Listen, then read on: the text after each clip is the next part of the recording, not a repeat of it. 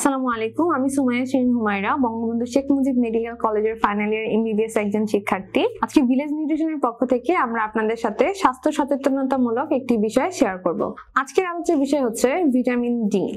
Vitamin D এই চর্বিতে দ্রবণীয় একটি ভিটামিন।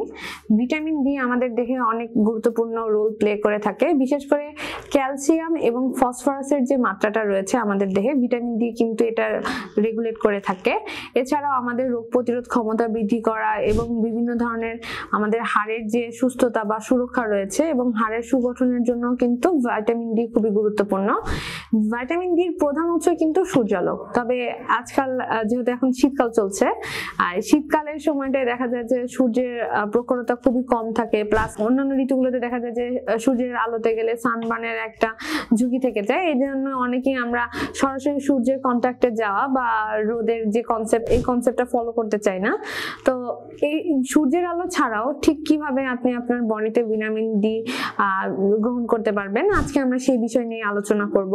বিভিন্ন ধরনের খাবারের মাধ্যমে কিন্তু আপনি আপনার শরীরে ভিটামিন ডির চাহিদাটা পূরণ করতে পারেন। এছাড়া কোনো কারণে যদি খাবারে ভিটামিন ডির ঘাটতি থাকে বা আপনি প্রপার সূর্যালোকের এক্সপোজারে না যান, সেক্ষেত্রে ভিটামিন ডি সাপ্লিমেন্টের মাধ্যমে আপনি আপনার দেহে ভিটামিন ডির অভাবটা পূরণ করতে পারেন।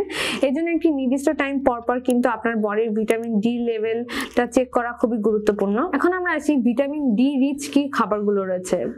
প্রথমত আমরা কিছু শুকনো ফল বা খাবারের নাম বলবো। এই খাবারগুলো আপনি আপনার ডে টু ডে লাইফে যদি অ্যাড করেন, তাহলে আপনি ইজিলি ভিটামিন ডির চাহিদা পূরণ করতে পারেন। আমাদের যে দেহে যে পরিমাণ ভিটামিন ডির প্রয়োজন, তার 80 থেকে 82% কিন্তু আমরা খাবারের মাধ্যমে ভিটামিন ডির চাহিদাটা পূরণ করতে পারি, যদি কেউ চায় প্রপার ডায়েটের মাধ্যমে। এবং সব ধরনের ভিটামিন ডি রিচ ফুডগুলো যদি অবশ্যই আপনার খাদ্য তালিকায় যুক্ত থাকে, সেক্ষেত্রে এটা পসিবল। আমাদের ভিলেজ নিউট্রিশন যেহেতু প্রান্তিক জনপদ নিয়ে আমরা বিশেষভাবে কাজ করে থাকি, এই জন্য বলবো এমন একটি ফুড যেটা হচ্ছে শহরের তুলনায় গ্রামে খুব বেশি জনপ্রিয়। এই খাবারটি থেকে কিন্তু আপনারা সহজে ভিটামিন ডি পেতে পারেন।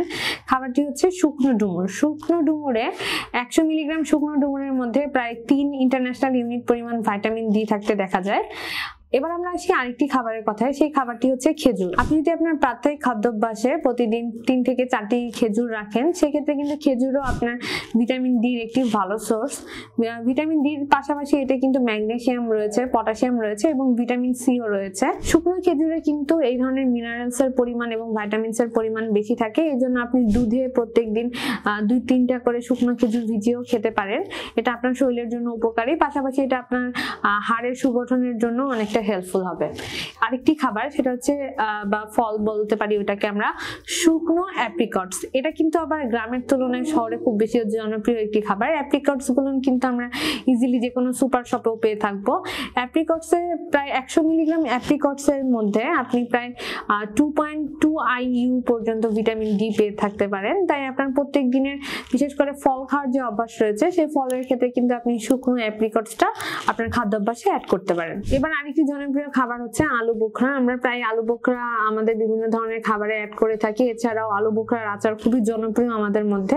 তবে এই আলু বোখরার কিন্তু আরেকটি গুরুত্বপূর্ণ মিনারেলস উপাদান রয়েছে এর মধ্যে। এটা হচ্ছে আপনার ভিটামিন ডির পাশাপাশি ভিটামিন এ, সি এবং ই ও কেও এটা সাপ্লাই দিয়ে থাকে। তাই আপনি যদি আপনার খাদ্যাভ্যাসে আলু বোখরা অ্যাড করেন, সেক্ষেত্রে আপনি কিন্তু এই সব ধরনের মিনারেলস পাচ্ছেন। পাশাপাশি এটা আপনার হাড়ের সুরক্ষা, বিভিন্ন রক্ত স্বল্পতা এবং আপনার খনিজ লবণের যে ইমব্যালেন্স রয়েছে বডিতে, সেটাও কিন্তু প্রিভেন্ট করে সহজে। এবার আমরা আসি কিশমিশের ব্যাপারে। কিশমিশটা কিন্তু আমরা বিভিন্ন ধরনের ডেজার্টের সাথে অ্যাড করে খেতে পারি, কিন্তু আপনি যদি প্রাত্যহিক সকালে ঘুম থেকে উঠে চেষ্টা করেন যে রাতে ভিজিয়ে রাখা কিশমিশটা আপনি খাবেন, পাশাপাশি যদি কিশমিশের সাথে আপনি বাদাম গ্রহণ করেন, তাহলে এটা কিন্তু আপনার ভিটামিন ডির একটি হাই লেভেল সোর্স হতে পারে। কিশমিশ এবং বাদামে পৃথকভাবে হিসাব করে দেখা গেছে প্রায় 3 থেকে 5 ইন্টারন্যাশনাল ইউনিট পর্যন্ত ভিটামিন ডি এটার মধ্যে থাকে। তাই আপনার ভিটামিন ডি এর চাহিদা পূরণ করার জন্য কিন্তু এটা একটা ভালো সোর্স হতে পারে।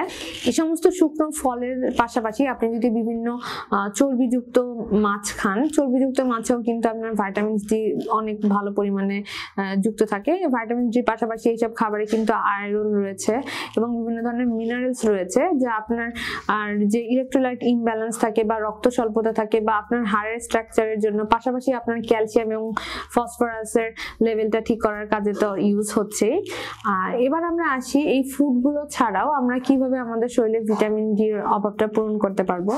যদি আপনি সূর্যালোক এবং আপনার খাবারের মাধ্যমে আপনার বডিকে প্রপার ভিটামিন ডি সাপ্লাই করতে ব্যর্থ হন, সেক্ষেত্রে অবশ্যই একজন বিশেষজ্ঞ ডক্টরের পরামর্শ অনুযায়ী আপনাকে ভিটামিন ডি সাপ্লিমেন্ট খেতে হবে। আপনার বডিতে যদি ভিটামিন ডি লেভেলটা অনেক কম থাকে, সেক্ষেত্রে আপনি ইনজেক্টেবল ভিটামিন ডিও আপনার বডিতে নিতে পারেন। ধন্যবাদ।